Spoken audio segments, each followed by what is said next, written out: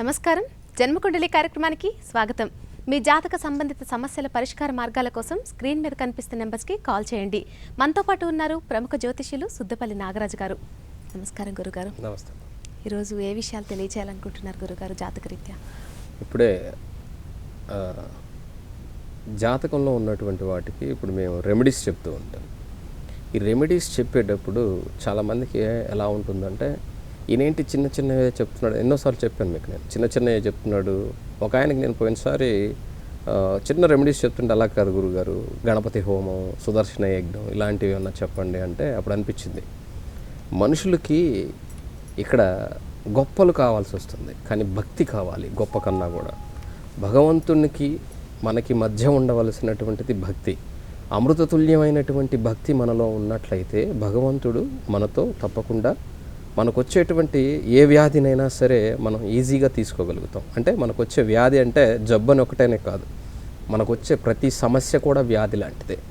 ఆ సమస్య ఏదైతే ఉన్నదో దాన్ని అధిగమించి మన సమస్యల నుంచి గొప్ప స్థితికి చేరుకునేదానికి మనకి అమృతతుల్యమైనటువంటి మనసు కావాలి.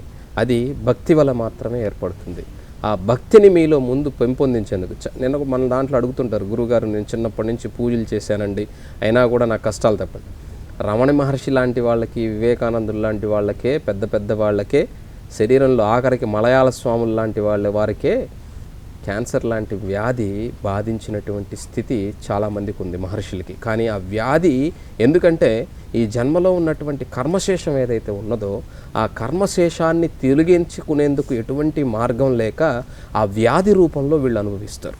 కాబట్టి మనకు వచ్చేటువంటి ప్రతి వ్యాధి కూడా మన కర్మశేషాన్ని తీసివేసేందుకు మాత్రమే రాబడుతున్నది. దీనివలన భగవంతుని మనం త్వరగా చేరుకునేదానికి, భగవంతుని యొక్క తత్వాన్ని మనం తెలుసుకోగలిగితే మనకు వచ్చే ప్రతి సమస్య కూడా భగవంతుడు మనకిచ్చే చాలా చిన్నగా అనిపిస్తుంది. కాబట్టి వాటిని అధిగమించేందుకు భగవంతుని మీద ప్రేమని మనం ఎక్కువగా చూపించినట్లయితే తప్పకుండా ఆ భగవంతుడు మనతో ప్రేమగానే, ఆ ఏదైతే ప్రేమతో నువ్వు చూస్తావో ఆ ప్రేమతోనే భగవంతుడు నిన్ను కూడా దగ్గరకు తీసుకుంటాడు. కాబట్టి ముందుగా మనం చెప్పే ప్రతి రెమెడీ కూడా చిన్న చిన్న రెమెడీ అని మీరు అనుకోవద్దు. అందులో అమితమైనటువంటి ప్రేమని భగవంతుని యందు మీరు ఉంచుకున్నట్లయితే తప్పకుండా, ఎలా అంటే ఒక తల్లి బిడ్డ మీద ఉంచుకునేంత గొప్ప ప్రేమ, అలాగే ఒక ప్రేయసి ప్రేమికుడి మీద ఉంచుకునేంత గొప్ప ప్రేమ మనం భగవంతుని మీద నిలపగలిగినట్లయితే తప్పకుండా మనకు వచ్చేటువంటి ప్రతి సమస్యకి అక్కడ మార్గం ఏదైతే ఉంటుందో సుగమం అయ్యేదానికి, కష్టాలన్నీ కూడా ప్రతి ఒక్కరికి ఉండవు. కాకపోతే మన కర్మశేషం, ఇందాక చెప్పాను కదా, ఆ శేషం తీరిపోయేందుకు మాత్రమే సమస్య వస్తుంది. దాన్ని మన వాళ్ళు ఇలా చెప్తే మీకు అర్థం కాదన్నటువంటి ఉద్దేశంతో రెమెడీస్ రూపంలో మీకు అక్కడ చెప్పడం జరుగుతుంది. ఫస్ట్ కాలతో మాట్లాడతాం గురుగారు. విజయలక్ష్మి గారు బాలనగర్ నుంచి. నమస్కారం అండి. నమస్కారం అండి. నమస్కారం అండి, చెప్పండి. నా గురించేనండి. మీ డేట్ ఆఫ్ బర్త్ చెప్పండి. మా బాబు తీస్తానండి, నాది లేదు, మా బాబు తీస్తున్నాను. చెప్పండి. 19/9 1989 సమయం చెప్పండి. రాత్రి 8:10 కండి. సికింద్రాబాద్ లో పుట్టాడు. గురుగారితో సందేహం వ్యక్తం చేసి మాట్లాడండి. నమస్తే అండి గురు. నమస్తే అండి, చెప్పండి. నా పేరు మీద ఐరన్ బిజినెస్ పెట్టుకుంటే ఎలా ఉంటుంది, బాబుకి ఎలా ఉంటుంది? ఇక్కడ వచ్చేసమ్మా మీ ఈ అబ్బాయి లగ్నం వచ్చేసి మేష లగ్నం, రాశి వృషభ రాశి, నక్షత్రం కృతికా నక్షత్రం, 2వ పాదం. ఇక్కడ జన్మజాతకంలో చంద్రుడు 2వ స్థానంలో, ధనస్థానంలో, మాతృస్థానాధిపతి అయినటువంటి చంద్రుడు ఉచ్చస్థితిలో అద్భుతంగా ఉన్నాడమ్మా. తర్వాత పరాక్రమ స్థానంలో గురువు, తర్వాత 5వ ఇంట్లో కేతు, 6వ ఇంట్లో రవి, కుజ బుధులు, రవి బుధులు, సప్తమ శుక్రుడు తన స్వస్థానంలో మాలవ్య మహాపురుష యోగంలో, తర్వాత భాగ్యరాశిలో శని, దశమ లాభాధిపతి అయి భాగ్యరాశిలో ఆ భాగ్యాధిపతి పరాక్రమ స్థానంలో ఉండి చక్కగా చూస్తూ ఉన్నాడు. ఇక్కడ రాహుల్ శని జరుగుతున్నది. ఇక్కడ మాతృస్థానానికి సంబంధించినంత వరకు మీ అబ్బాయి జాతకంలో ఎటువంటి దోషం లేదు. కాకపోతే పంచమ స్థితిలో ఉన్నటువంటి కేతు సంతాన సంబంధమైనటువంటి ఇబ్బందులు కలిగించేదానికి అవకాశం ఉంటుంది తప్ప పెద్ద ఇబ్బందులు ఏం లేవు జాతకంలో. మీ జాతకానికి తీసుకున్నట్లయితే ఇక్కడ మాతృస్థానాధిపతి అయినటువంటి ఈ చంద్రుడు ఎవరైతే ఉన్నారో ఉచ్చస్థితిలో ధనస్థానంలో ఉండటం, అక్కడి నుంచి మనం తీసుకున్నట్లయితే ఇక్కడ మీరు అడిగినటువంటి ఏదైతే ఉన్నదో ఐరన్కి సంబంధించినటువంటి బిజినెస్, ఐరన్ ఓర్ అలాంటివి చక్కగా ఉంటాయి. అలాగే కాపర్ బిజినెస్ కానీ ఇవి మీకు తప్పకుండా బాగుండేదానికి అవకాశం ఉన్నది. కాబట్టి మీరు తప్పకుండా పెట్టుకోవచ్చు, ఏమి ఇబ్బంది. మరొక కాల్తో మాట్లాడదాం గురుగారు. నాగరాజు గారు గుంటూరు నుంచి. నమస్కారం అండి. నమస్కారం అండి. నమస్కారం, చెప్పండి ఎవరి గురించి తెలుసుకోవాలనుకుంటున్నారు? మా మిసెస్ గురించి తెలుసుకుందాం. ఆమె డేట్ ఆఫ్ బర్త్ చెప్పండి.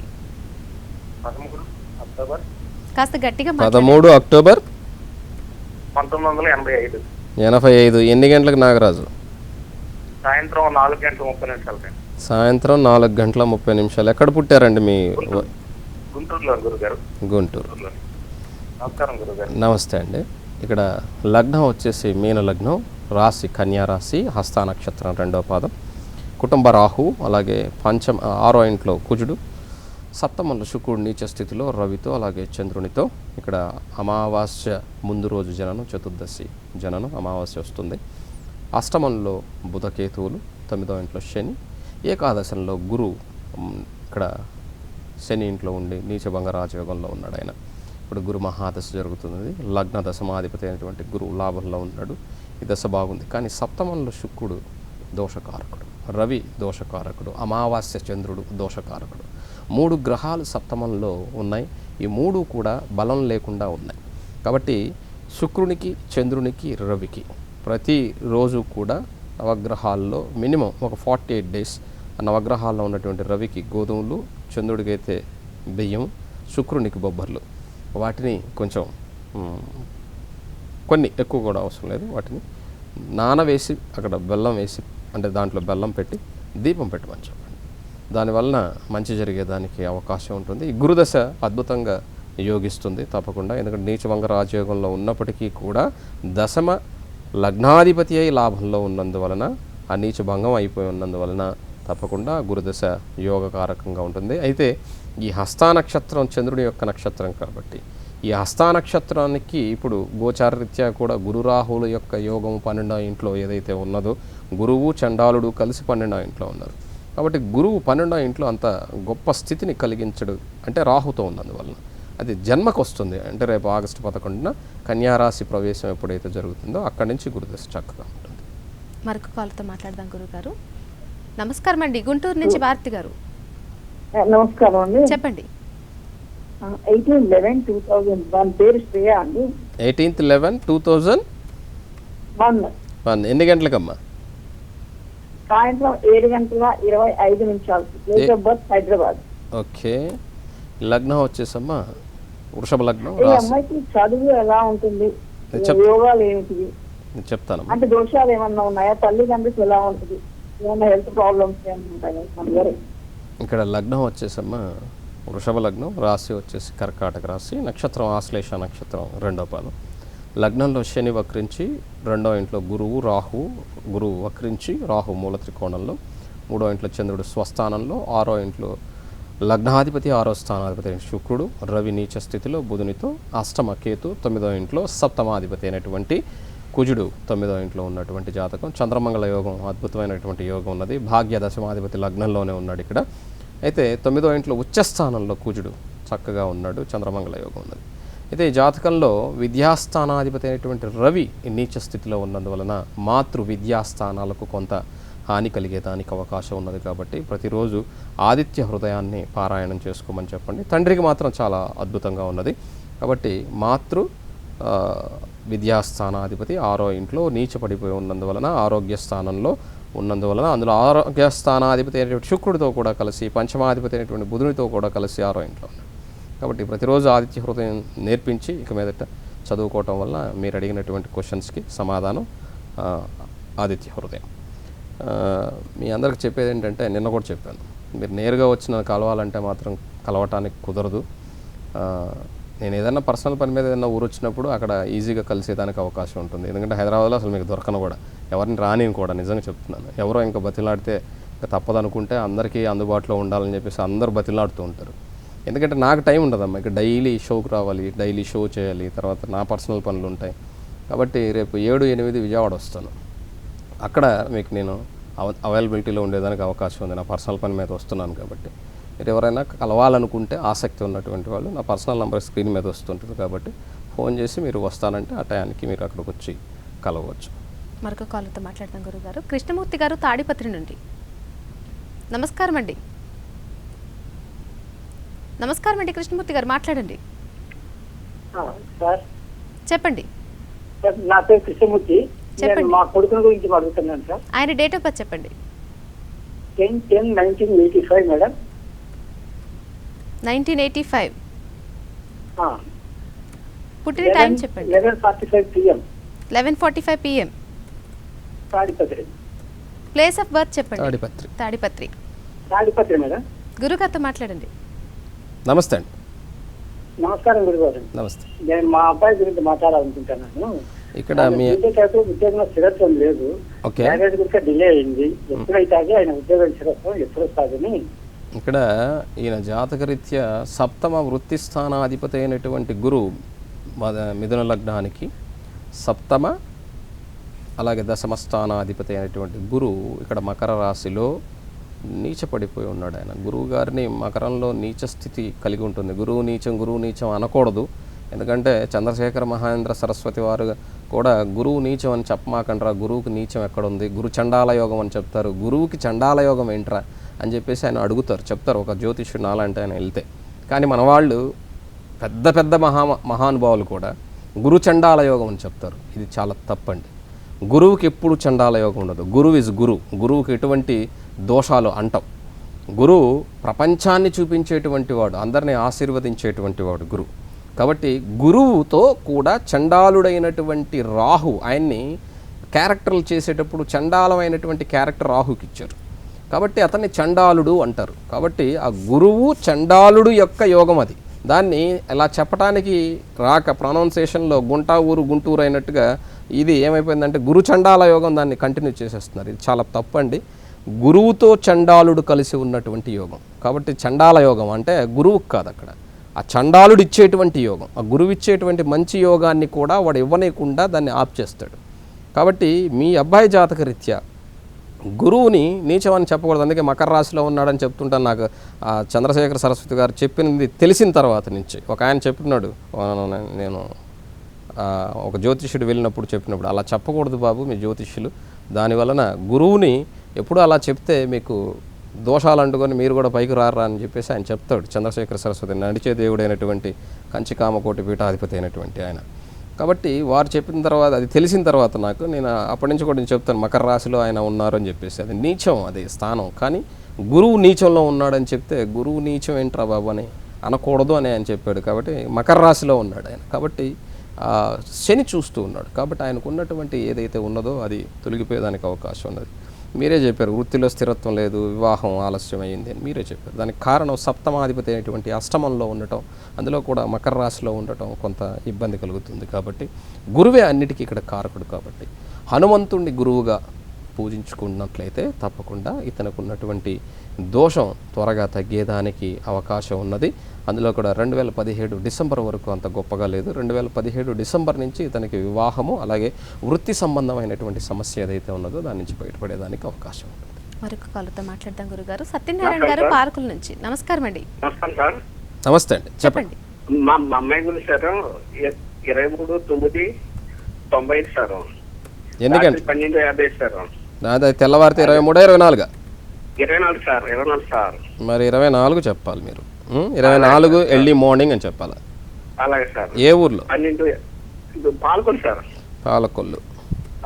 అంటే ఆరోగ్యం వివాహం ఎప్పుడు అవుతుంది దాని గురించి కాల్ చేసాం. ఇక్కడ ఈ పాప లగ్నం వచ్చేసి మిథున లగ్నం, రాశి వచ్చి వృశ్చిక రాశి, నక్షత్రం వచ్చి విశాఖ నక్షత్రం 4వ పాదం.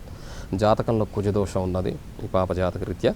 12వ ఇంట్లో కుజుడు దోషకారకుడు అయి ఉన్నప్పటికీ కూడా సప్తమ దృష్టితో కుజచంద్రుల యొక్క దృష్టి ఉన్నది కాబట్టి పర్వాలేదు.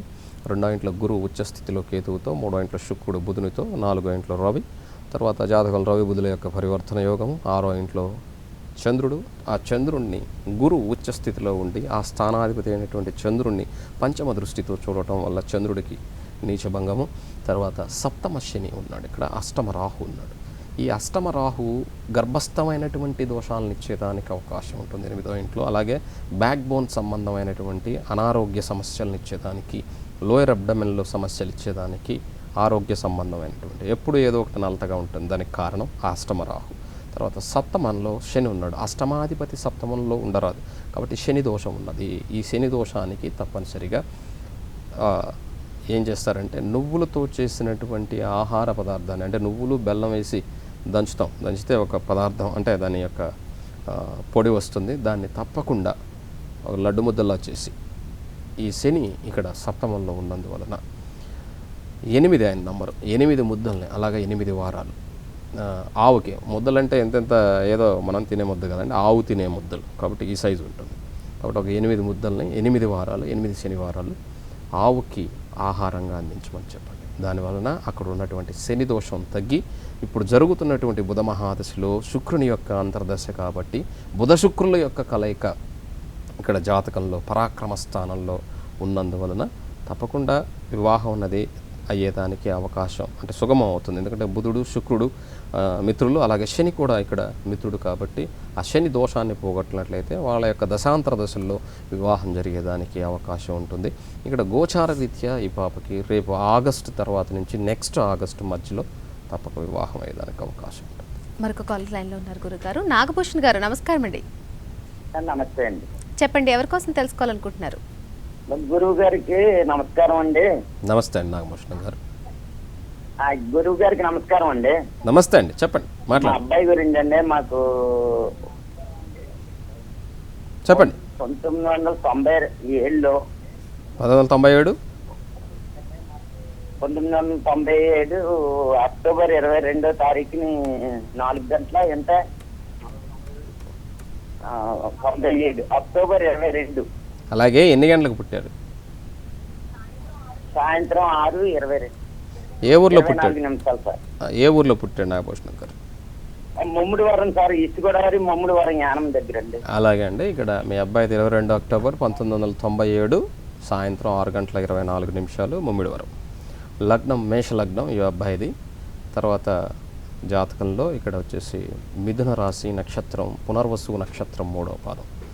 ఈ జాతకంలో పరాక్రమ స్థాన చంద్రుడు, 5వ ఇంట్లో రాహు, తర్వాత 7వ ఇంట్లో రవి బుధులు, రవి నీచ స్థితిలో, 8వ ఇంట్లో శుక్రుడు, అలాగే కుజుడు ఇక్కడ హఠయోగంలో, ఆయన అక్కడ కుజదోషంలో, 10వ ఇంట్లో గురు ఇక్కడ మకర రాశిలో, తర్వాత ఏకాదశ కేతు, 12వ ఇంట్లో శని వక్రించి ఉన్నటువంటి జాతకం. ఇక్కడ విద్యాస్థానాధిపతి అయినటువంటి చంద్రుడు పరాక్రమ స్థానంలో ఉన్నాడు. శని మహాదశలో చంద్రుడు జరుగుతున్నాడు. ఇక్కడ ఇప్పుడు కొంచెం జాగ్రత్తగా ఉండాలి. ఎందుకంటే వృత్తి స్థానాధిపతి అయినటువంటి వానికి, అలాగే వ్యయస్థానాధిపతి అయినటువంటి వానికి ఇద్దరికీ కూడా ఇక్కడ పరివర్తన యోగాలు ఉన్నందువలన, ఇది శని మహాదశ జరుగుతూ ఉన్నందువలన అందులో చంద్రుడి యొక్క ఇది జరుగుతుంది అంతర్దశ. విద్యా సంబంధమైనటువంటి ఇబ్బందులు ఏమీ ఉండవు, భయపడాల్సిన అవసరం లేదు. కానీ నెక్స్ట్ ఇయర్ జనవరి 31వ తారీఖు నుంచి 1 ఇయర్ కాలం మాత్రం చాలా జాగ్రత్తగా ఉండాలి. ఎందుకంటే శనిలో కుజుడు వస్తాడు.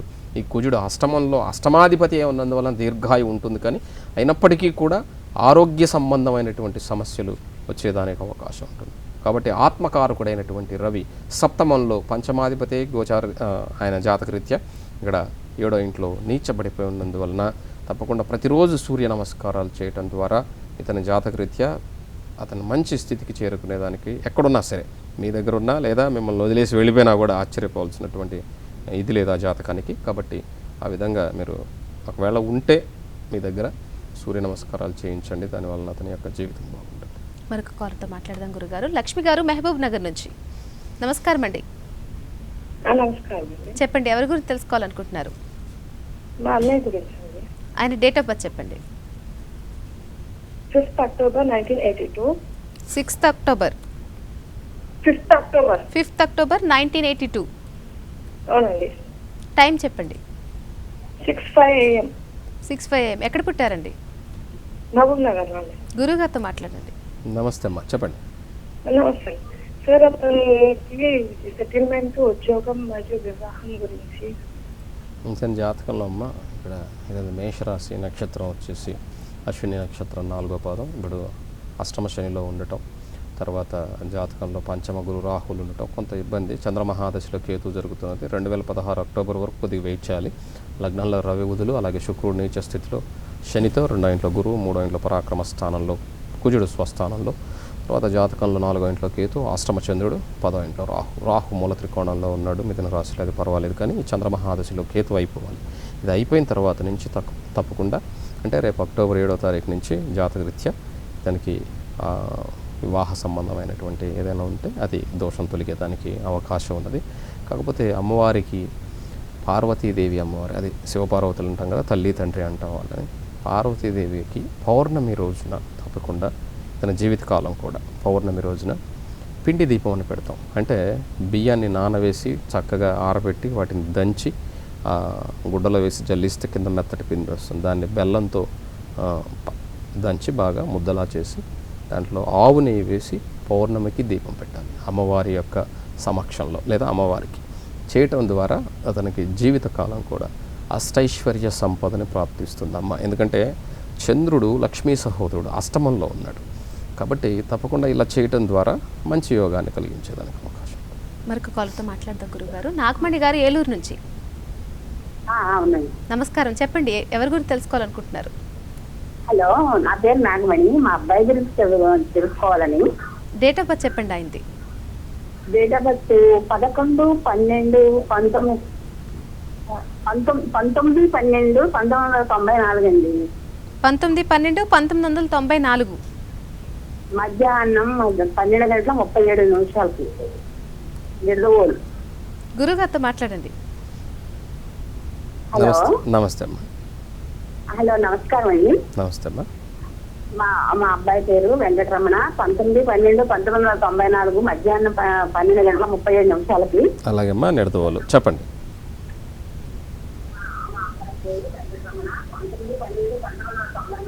మీరు టీవీ చూస్తున్నారు, మీతో నేను మాట్లాడుతున్నానమ్మా, మీరు ఫోన్లో మాట్లాడాలి నాతో. ఫోన్లోనే మాట్లాడుతున్నాను. ఫోన్లోనే మాట్లాడుతున్నారు కానీ టీవీ చూస్తున్నారు. మీరు టీవీ చూడొద్దు. చెప్పండి, విషయం చెప్పండి. చెప్పండి. మళ్ళా అదే లగ్నం వచ్చేసి మీన లగ్నం, రాశి వచ్చేసి మిథున రాశి, నక్షత్రం ఆరుద్ర నక్షత్రం, 4వ పదం అమ్మ.